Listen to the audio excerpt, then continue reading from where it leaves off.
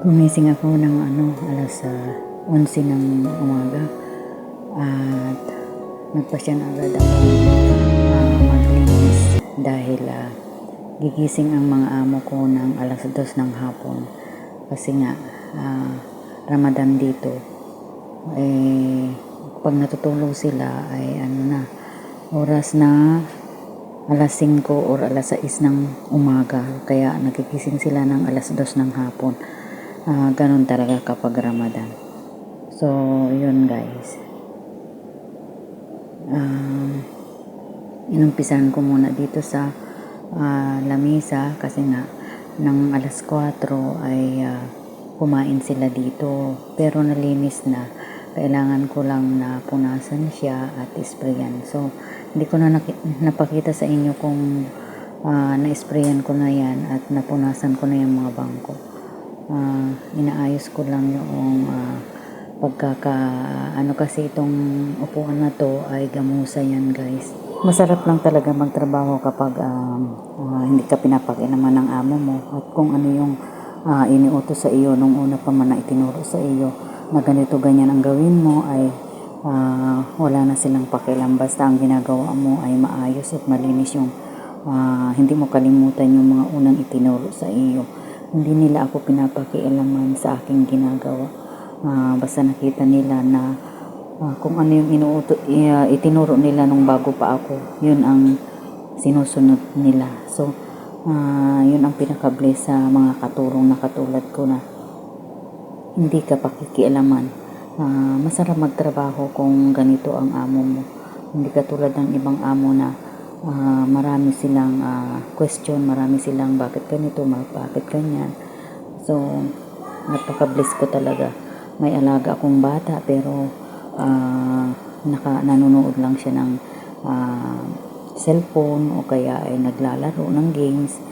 Kaya marunong siyang makisama at makibagay sa katulong. Pag alam niyang tapos na yung trabaho at pinaliwanagan mo siya, ay nakikinig siya at ang lahat ng mga utos niya ay kapag ako ay tapos na ng aking ginagawa, hindi niya ako binibigyan ng stress at ang aking mga amo ay napakababait at bawat salita nila ay laging nandun yung kanilang pagiging mabuti at sa pananalita nandun yung galang at kindness na sinasabi sa English. So, yun talaga guys.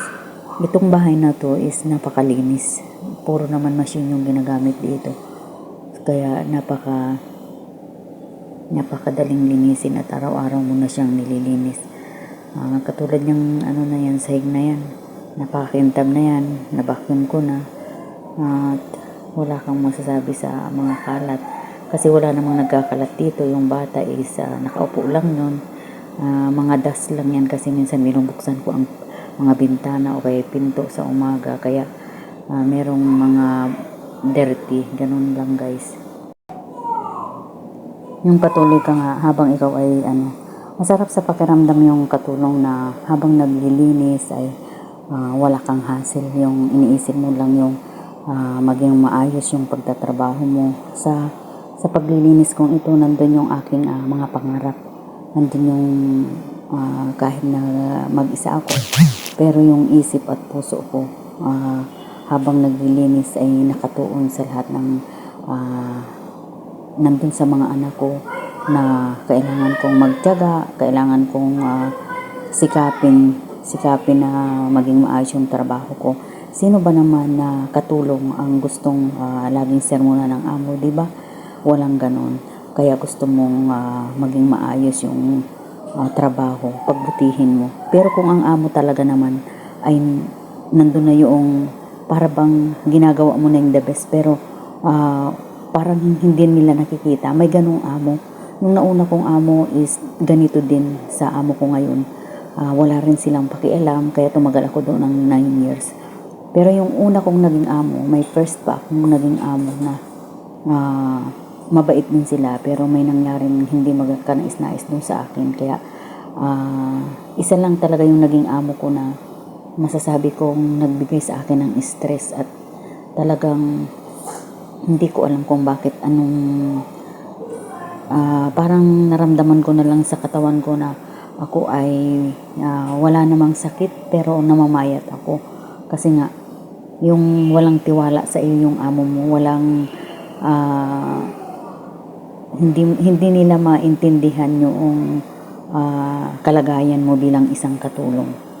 So yun guys, malapit na tayong matapos sa ating paglilinis. Ito na lang balustre ang ginagawa ko, ang hagdan, ang haligi ng hagdan. So yung taas naman guys, hindi ko na nilinis yun kasi nga kagabi bago akong natulog ay yun ay nilinis ko na kasi nga alauna ako natutulog. At sila naman ay alas 5 ng umaga. Ikaw, makakatulog ka kaya ng ganun? Kasi panggabi nga, ang araw ay kanilang gabi at ang gabi ay kanilang araw. At ako naman ay ganun din.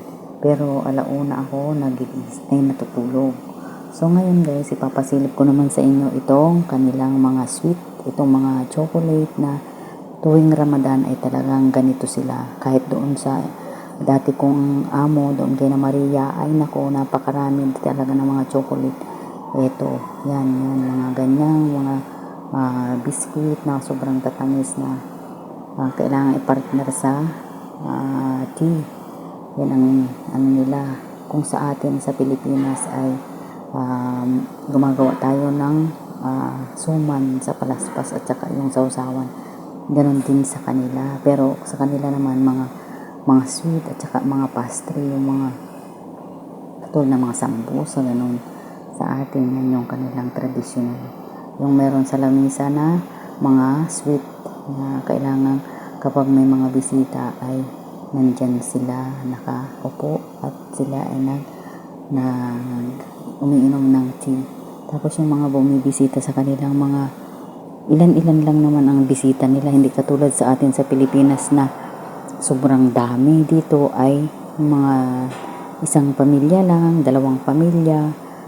Dito sa amo ko, ang kaibigan lang ng amo ko ay dalawa dito sa Egyptian, dito sa ngayon. Bali, walang bata na kasama, kundi mag-asawa lang. Doon naman kina Maria noon, sila naman ay may kaibigan na 3. Minsan-minsan din lang naman pumupunta. Pero yung isang talagang nilang kaibigan na super lapit lang sa kanila ay minsan yun ay araw-araw at doon ako napapagod sa kabibisita nun. So shout out sa kanila. So dito naman ay hindi, minsan lang at saka hindi sila mahilig na yung dito ay kung kailan sila matulog ay ganun din yung pagtulog mo. Sa kanila hindi, itatantyan din nila yung tulog mo. Halimbawa natulog ka ng alauna, kailangan makatulog ka ng 8 oras sa isang tulugan.